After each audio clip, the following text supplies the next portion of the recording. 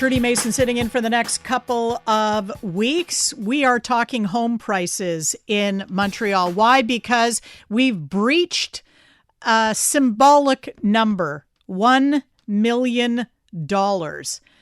So if you're in the market to buy, that might be a little bit frightening. If you're in the market to sell, you might be jumping for joy. But here to put it all in perspective, because, you can play with numbers a little bit, can't you? This is a name you may have heard before. Real estate expert LJ Aguinaga. Hi, and thanks for joining us. Hi, how's it going? Very well, very well. So tell us, this figure, $1,008,234, are we talking the average price or the median price in Montreal? So we're talking the average price, and I wanted to highlight that because, like you said, people can play with the numbers quite substantially. The median price is actually $780,000 roughly so far in 2025. So there is a big discrepancy between those two figures. Now, I don't want to take this lightly. The $1 million figure on an average is still there, but we've had some pretty significant sales on the island of Montreal this year that have definitely helped bring this average upwards, whereas the median shows us a much more realistic picture of what's happening in the day-to-day market. Okay, so maybe if you're looking to buy, you'd be more comforted by the number closer to 80,000 than you would by the 1 million, right? Correct. I would definitely say that an $800,000 median price is much more representative of the reality going on, especially when we span the entire island of Montreal, when we have the West Island, when we have some of the suburbs, even the East End. That's much more representative of a price point where you can still get into a very solid single-family home. Still, though, a 7% increase over 1 year is pretty substantial. Do you expect this to have an impact on the market? Are we going to see buyers maybe becoming a little nervous? I think we definitely have buyers getting nervous, but the reality is that when interest rates went up halfway through 2022 and stayed up through 2023, a lot of buyers decided to put themselves on the sidelines, and they were waiting for the right time to get back into the market. And this year in 2025, because interest rates have been hovering around that 4% mark, we've seen a lot now, and that's effectively what's helped push prices back up. We're seeing multiple offer situations again. However, I do want to highlight that the multiple offer situations are a lot more conservative. Most people aren't going $100,000, $150,000 over asking. Generally speaking, it'll be a $10,000 to maybe $30,000 over asking to secure a property, even in the multiple offer situations. So there is a lot of competition in the market, but people are a lot more conscientious about what they're putting in their offers. I think that's an interesting observation about those bidding wars that I think raised a lot of eyebrows and scared a lot of buyers to think that even their best might not be good enough, that they might end up having to sweeten the deal when they really couldn't afford it, pushing them into territory where now they're a slave to their mortgage. 100%. And we're starting to see some people realize the reality of that with the renewals that are coming up this year, next year, because the interest rates are no longer sub 2%. A lot of people signed at the 1.5 to 2% range, and they're now renewing at 4%, and they're really feeling the difference there. What is the strategy, or what is your best advice to people who are looking to sell property at this time, who might be looking at that 1 million number? Are they going to get stars in their eyes and maybe think they could get more than they're actually going to be able to get? Ultimately, it comes down to working with a trusted professional. Make sure you work with somebody who's very familiar with your neighborhood and can show you the data, show you the sales comparables for your property. Inevitably, every seller always thinks that their home is the best home on the block for all the emotional reasons that they have attached to that property. But you have to stay objective and make sure that you're comparing your property to the recent sales in and around your neighborhood for similar products. And if you can stay objective, then yes, you can definitely get a great payout, but you have to make sure that you're not overpricing your property, because when you do that, you're unfortunately hurting your listing. And that's when people are going to see you staying on market for a long period of time, and that's when people are going to start trying to undercut you. Yeah, it kind of has the whiff of staleness if it stays too long on the market, doesn't it?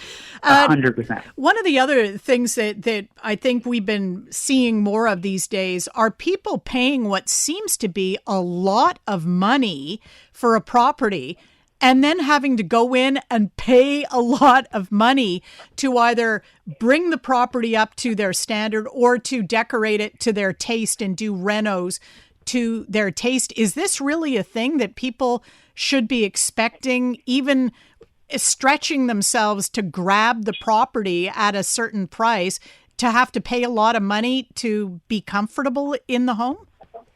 It really comes down to your expectations and your personal preferences. We can definitely see homes that are in turnkey status, and I have a lot of buyers who prefer the turnkey because that way they can just purchase it outright. They can put the bulk of it on the mortgage. They know what their payments are going to be, and they don't have to worry about dealing with potentially delays with the contractors and headaches of that nature. But some people really do want the experience of making it their own. We all grew up watching a lot of HGTV and these shows that have showcased all the potential that properties have, and some people's dream is to effectively build out their dream home. So because of that, they're looking for the properties that need a little bit more love, and they're excited to take on that project. So really, it's a case by case. We see both things every single day, but I recommend my clients, depending on what your personal situation is, we're going to look for the right product for you. I think in my time in life, I wouldn't even want to paint.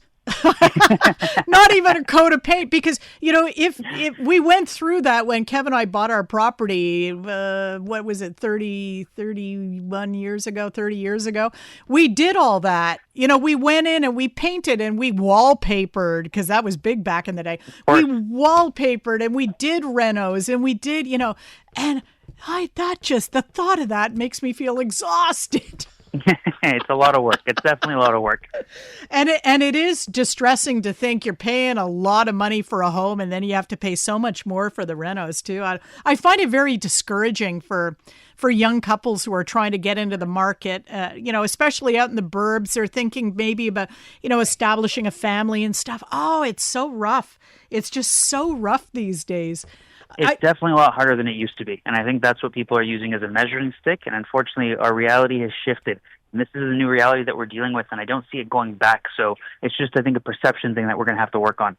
Is it still the advice to sellers at a time where we're now seeing some more interest in buying in the Montreal market? Is it still the advice to sellers that they have to get their property in tip-top shape, that they have to get the jobs done that they've been putting off? Or is it enough to say, listen, this property can go to somebody who's going to be a fix-it-yourself type of person, a DIYer? I'd say that in most cases, we don't recommend taking on a large renovation project.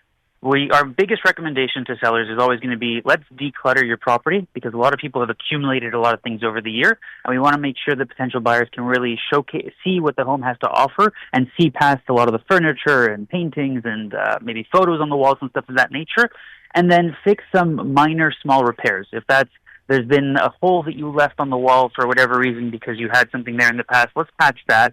If there's one room that's got a really strong paint color, maybe we're going to bring that down to something more neutral.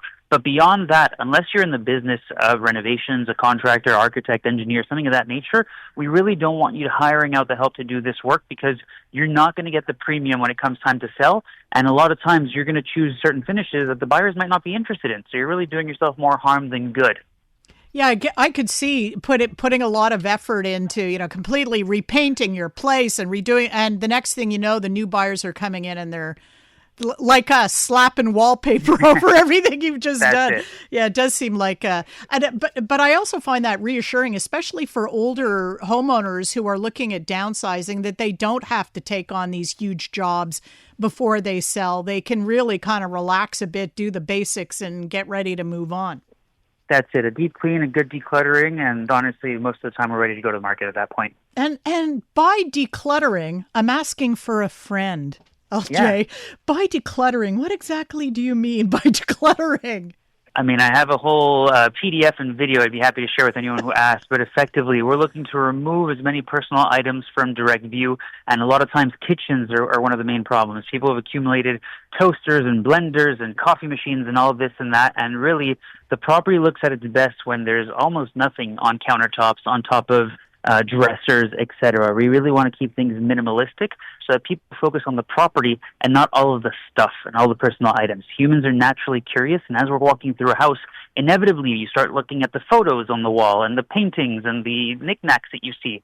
So the less of that there is, the more the buyers can really focus on the property and stay the course with actually deciding if this is the right one for them or not. LJ, I think some people have been taking notes. Thanks very much for your time. It's a pleasure. Thank you so much for having me. LJ Aguinaga, on the real estate situation here in Montreal.